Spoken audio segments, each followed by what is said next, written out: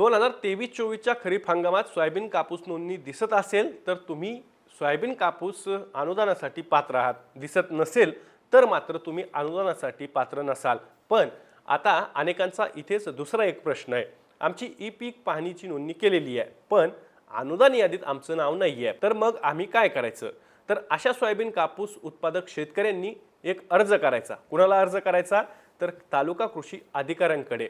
त्यामध्ये ई पीक पाहणी केली आहे पण यादीत नाव आलेलं नाही अशी तक्रार या अर्जाच्या मार्फत करायची आहे। कारण तालुका कृषी अधिकाऱ्यांकडे तक्रार अर्ज केला तर त्याची नोंद राहील आणि त्यानुसार पुढील कार्यवाही तालुका कृषी अधिकाऱ्यांकडून केली जाईल। त्यामुळे तुम्ही पात्र असूनही सोयाबीन कापूस अनुदान यादीत तुमचं नाव आलेलं नसेल तर शेतकऱ्यांनी हतबल न होता एक म्हणजे ई पीक पाहणी नोंदणी तपासून घ्यायची आहे आणि दुसरं म्हणजे नोंदणी झालेली असेल पण यादीत नाव नसेल तर मात्र तालुका कृषी अधिकाऱ्यांना अर्ज करायचा आहे।